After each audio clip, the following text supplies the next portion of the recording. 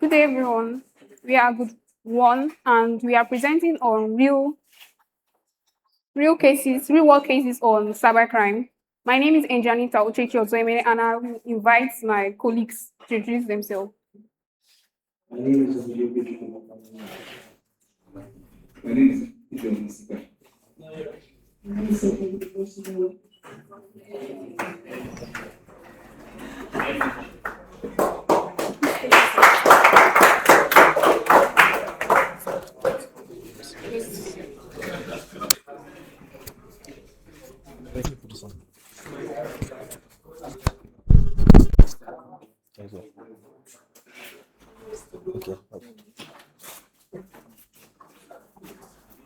Okay, so before we go to the real world cases of cybercrime, we are going to first define what cybercrime is. So now, what is cybercrime? Now, cybercrime is any intentional and unauthorized activity involving information system that violates the confidentiality, integrity, or availability of digital systems. Now, before we go on, we are going to look at the characteristics of cybercrime. What are the characteristics of cybercrime? The first one we have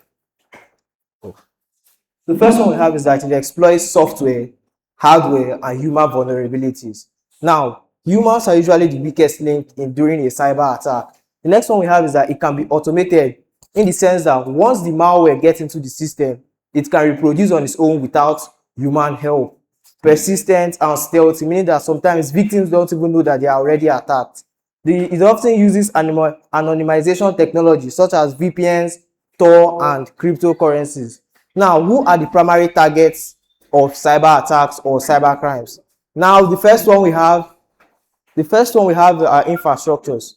Now, what do we mean by these infrastructures? Now, during infrastructures, I mean by power grids, banks, hospitals, etc. These are one of the major people that are affected. And once these people are affected, it can affect national things.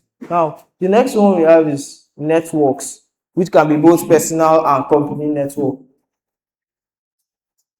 Okay, then the next thing we have is categories of cybercrime, which can be malware, network and intrusion systems, social engineering attacks, and state-sponsored advanced protection threats.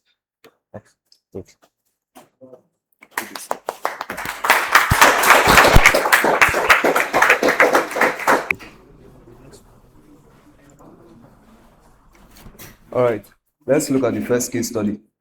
First case study we are looking at now is WannaCry ransomware 2017. Now, let's check out the breakdown. Ransomware 1, exploiting the SMB v1 vulnerability. Now, SMB stands for Server Message Block. The exploit that was used was Eternal Blue, CVE 2017-0144. CV stands for Common Vulnerabilities and Explosions. Now, capable of rapid lateral movement across networks. Let's look at the attack flow. It exploits vulnerable Windows systems, self-propagates without user interaction, as the one that it is. The third one, encrypts file using AES and RSA encryption. Demands Bitcoin ransom for file recovery. Now, let's look at the impact it had. Over 230,000 infected systems, major disruption to healthcare, telecoms, and logistics sectors.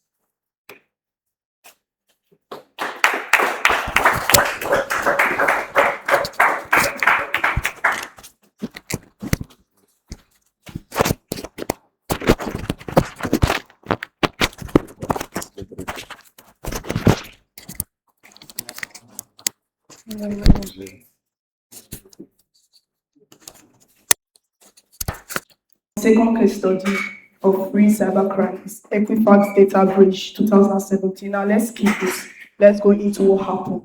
Leave this and I'll tell you what happened. Now, Equifax data breach 2017.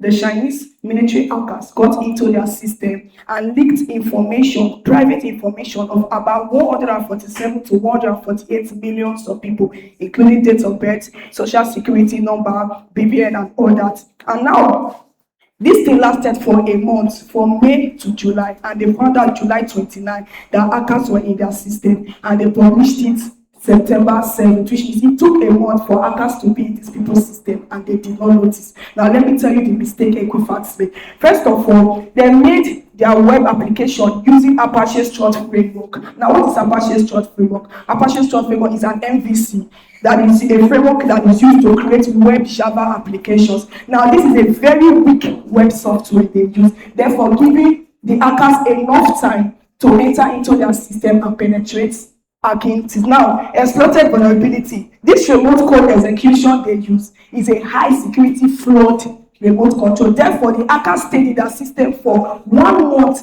exploiting breaching their database without them knowing. And now critical vulnerability remained unpatched. Now Equifax knew their system needed an update and they let it slide.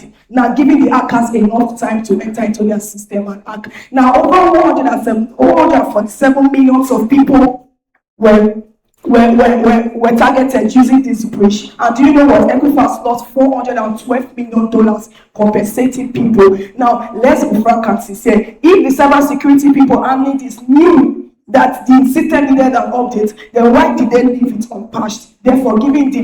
Now, look at the attack. It says sensitive data is compressed and infiltrated undetected. For 1 month, hackers were in the system. They compressed data. They send it out without nobody noticing that hackers were in the system. And trust me, this is a real world cybercrime.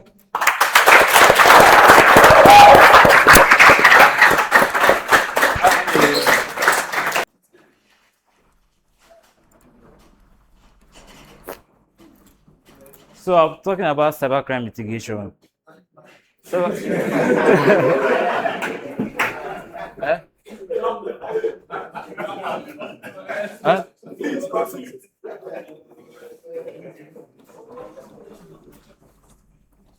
Cybercrime mitigation are the steps taken to reduce the rate of cybercrime and its impact. So, as technology grows, cybercrime has remained one of the major threats to we, the individuals and organizations.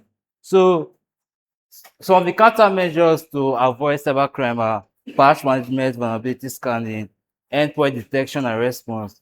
While the human factor control our users are when that means that we should educate the users on how to identify patching websites and Jesus.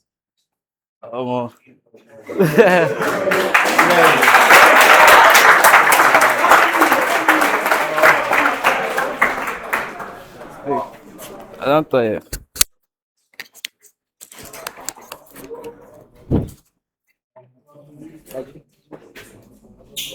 Yeah.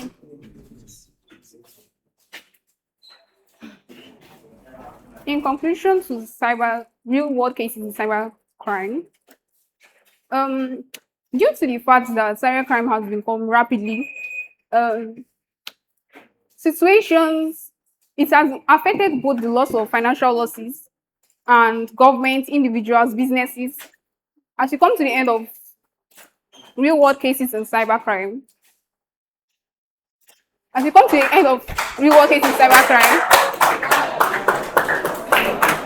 thank you so much.